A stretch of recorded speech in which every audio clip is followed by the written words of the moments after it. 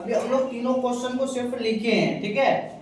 तो अब इसको समझते हैं कि गर्मियों में हल्के और ढीले कपड़े क्यों पहनना चाहिए।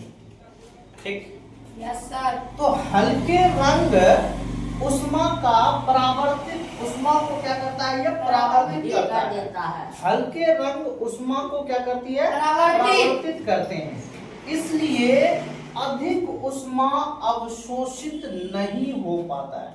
परावर्तित हम तुमको समझाए थे ना कि जो प्रकाश की किरणें आती है वो और उसको वापस कर देती है ना, वो उसको अब्सॉर्ब नहीं करती। हल्के रंग उष्मा को परावर्तित करते हैं, इसलिए अधिक उष्मा अवशोषित नहीं होता है। और ढीले कपड़ों से हवा का संचार होता है, मतलब हवा एक उसकी जो होती है संचार होता है, वो मतलब फ्रीली वो मूव कर सकता है, ठीक है, जिससे पसीना जल्दी क्या हो जाता है, सूखता है ना। और पसीना सूखने से शरीर को क्या होता है, ठंडक मिलती है, ठंडक मिलती है।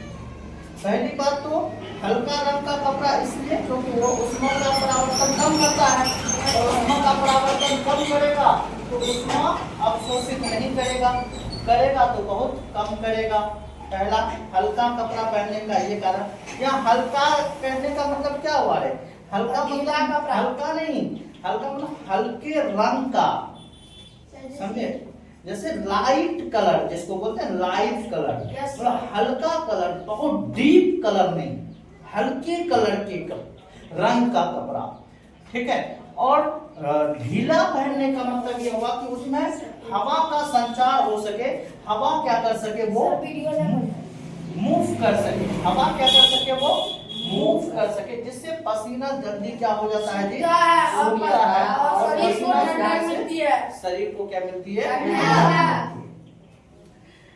नेक्स्ट क्वेश्चन है, एक गिलास ठंडे पानी में बर्फ डालने पर गिलास के बाहर पानी की बूंदें क्यों दिखाई पड़ती है। मतलब एक गिलास में अगर ठंडा पानी है और पानी में फिर बर्फ डाल दिए, बर्फ डालोगे तो गिलास के बाहर जो दीवार होता है ना, वो दीवार में बूंदा बूंदा दिखाई पड़ेगा पानी का। ऐसा क्यों होने लगता है, ऐसा इसलिए होता है, इसका एक ही जवाब है, संघनन के कारण।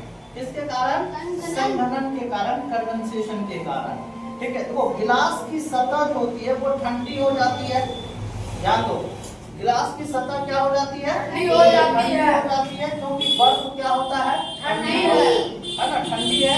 और आपस की आसपास की जो गर्मी है, मतलब उस गिलास के जो बगल में जो गर्मी है वो जलवाष्प बनाने लगता है, मतलब पानी को वाष्प में परिवर्तित होने के लिए वो तैयार रहता है। यह जलवाष्प ठंडी सतह पर क्या होने लगता है, संघनित। जब संघनित होता है तो उसकी जाहिर सी बात है कि पानी के चारों तरफ दीवार में जो है ना बूंदा बूंदा दिखाई पड़ेगा, है ना, बूंदा बूंदा दिखाई पड़ेगा। तो किसके कारण से होता है, संघनित होकर पानी की बूंदे में क्या हो जाती है, वो बदल जाती है, ठीक है। नेक्स्ट क्वेश्चन है, चालन और विकिरण में कोई तीन अंतर बताइए। चालन क्या है और विकिरण में कोई तीन अंतर क्या है, दोनों में कोई अंतर बताना। तीन, चालन के लिए किसी भी माध्यम की आवश्यकता होती है, चालन के लिए एक माध्यम की आवश्यकता होती है। किसकी आवश्यकता होती है, माध्यम के लिए, माध्यम की आवश्यकता होती है। लेकिन विकिरण के लिए माध्यम की आवश्यकता नहीं होती है। विकिरण के लिए कोई माध्यम नहीं चाहिए, लेकिन चालन के लिए क्या चाहिए, माध्यम चाहिए, ठीक है। चालन किसमें हो सकता है, चालन ठोस में हो सकता है, हमेशा सॉलिड में चालन होगा, है ना, बात समझ रहे हो। सुचालक जो होता है वो किसमें होता है, ठोस में होता है। और विकिरण जो होता है वो किसी भी माध्यम में हो सकता है, ठीक है। इवन निर्वात में भी हो सकता है, वो वैक्यूम में भी विकिरण हो सकता है।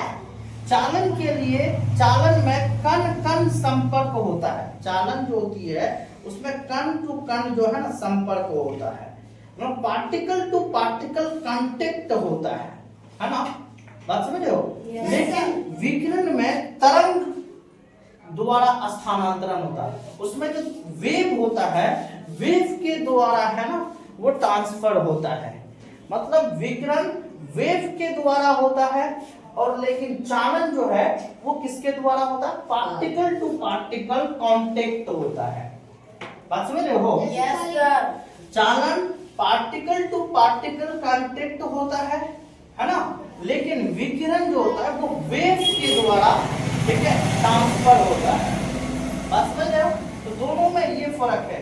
तो चालन के लिए कोई माध्यम की एक माध्यम की आवश्यकता होती है, विकिरण में किसी माध्यम की आवश्यकता नहीं होती है। चालन ठोस में ही हो सकता है, और विकिरण जो है वो किसी भी माध्यम में हो सकता है, लेकिन निर्वात में भी हो सकता है। चालन में कण टू कण क्या होता है? संपर्क होता है, लेकिन विकिरण में तरंगों द्वारा क्या होता है? स्थानांतरण होता है। बात समझ गए? Yes sir. चलो नेक्स्ट लिखते हैं हम लोग।